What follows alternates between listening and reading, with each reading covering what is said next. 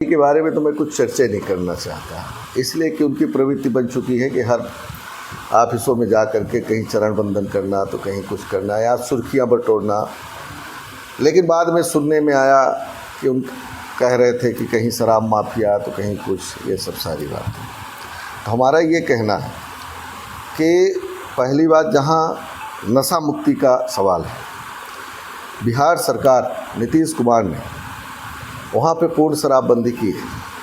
अब 20 सालों से मध्य प्रदेश में सरकार है भारतीय जनता पार्टी की, बीच में 13 महीने की सरकार कांग्रेस की बनी थी। तो हम समझते हैं कि अगर सच में नशा के खिलाफ अगर सांसद, विधायक और प्रधानमंत्री जिस तरीके से उनकी बातें, तो सदन में इस बात पर क्यों नहीं चर्चा होती कि मध्य प्रदेश में पूर्ण शराबबंदी हो।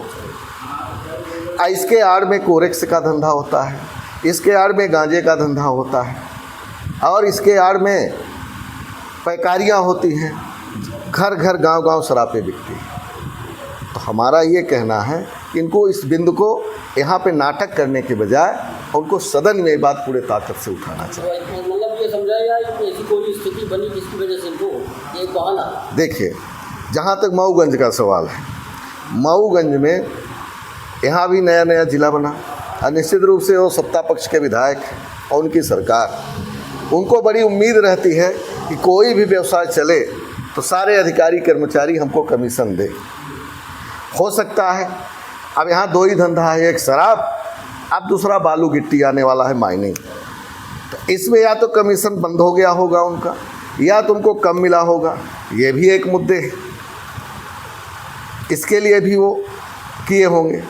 और तीसरी बात तो हम ये कहते हैं कि भाई वो खुद ही, ज़मीन का मामला ले लीजिए आप, मैं तो उनके ऊपर आरोप लगाया कि 75 एकड़ ज़मीन उन्होंने अपने निजी परिवारजनों के नाम खरीदी और जिनकी भी ज़मीनें सामने पड़ी उनको या तो उनके खिलाफ अपराध दर्ज कराया या तो उनको जेल भेजे। ये भी तो एक लूट का अड्डा बन चुका है मऊगंज। एक बार धरना बैठे थे शराब को लेकर के, और वो अभी शराब की दुकान नहीं चालू है। वो सिर्फ उतने धरना पर बैठते हैं, उतने काम करते हैं जितने में उनका कमीशन फिट हो जाए, और जहाँ कमीशन की हेरा फेरी होती है और वहाँ पर वो सीधे वो मुकर जाते हैं। अभी मैं एक घटना बताता हूँ जहाँ का आरोप वो मेरे ऊपर भी लगाए। बराव में एक घटना घटी, कुछ परिवारजनों के साथ पुलिस ने रात को मारपीट किया। उसके पहले एक पहाड़ी में घटना घटी जिसमें एक ब्राह्मण की चुदई काटने का विषय आया। वही टीआई वहाँ पर पदस्थ था जब चुदई काटने का विषय आया। अब आरोप आया कि यह चुदई पुलिस ने काटी, लेकिन उसको वो डाइवर्ट दूसरी तरफ करना चाहते हैं और उसका ट्रांसफ़र भी हुआ उसी बिंदु पर, वहाँ से वो लाइन हाजिर कराए गए। लेकिन जब रात को घटना घटी तो वही टीआई वहाँ पर पिटे जो चुदई कांड में शामिल थे। और जब चुदई कांड में शामिल हुए तो विधायक जी सीधे रात को 2 बजे पहुँचते हैं उनका आंसू पूछने पुलिस वालों का। तो जब चुदई कांड इतना बड़ा उनको भारी पड़ा कि यहाँ पे जो है तो कुछ लोगों ने ऐसा किया वैसा किया, तो हम ये कहते हैं कि एक तरफ आप ये कहते हो कि चुदई कांड वही पुलिस शामिल, और वही पुलिस रात को जाती है वहाँ पे मारपीट करती है और उसकी आप तरफदारी करते हैं। आपके ऊपर एक आरोप लगा कि आप नशा कारोबारियों को समझते हैं। देखिए, हम तो यही कह रहे हैं कि हम, उनका तो दावे है हमारे ऊपर आरोप लगाने का, और वो 60 साल से यहाँ विधायक हैं और जनता ने 2 बार उनको विधायक बनाया और जनता ने बनाया, हम इस बात को स्वीकार करते हैं। और इसके बावजूद आरोप वो मेरे ऊपर आज तक लगा रहे हैं।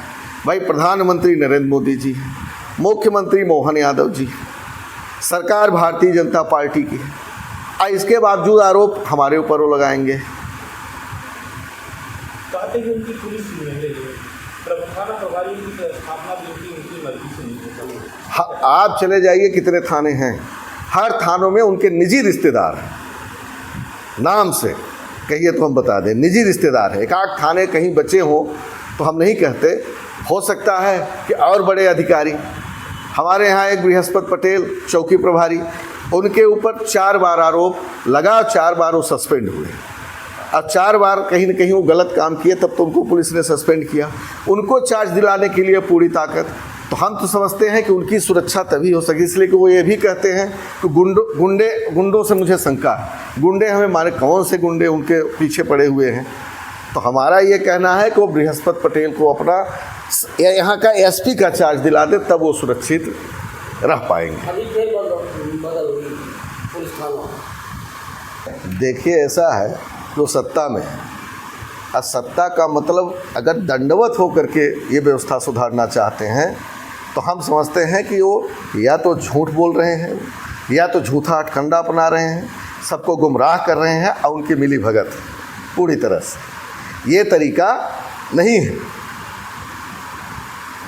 विधायक जी सबके ऊपर आरोप लगाते हैं। विधायक जी का अत्यंत करीबी पार्षद संतोष बाग कुमार 7 अभी कल जुआ के सट्टा में पकड़ा गया और पुलिस ने कार्रवाई की।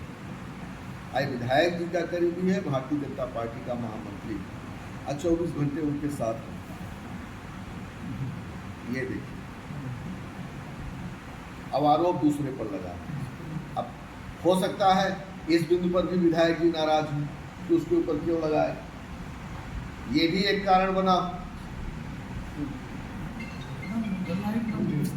स्क्रीन बंद, ये भी एक कारण बना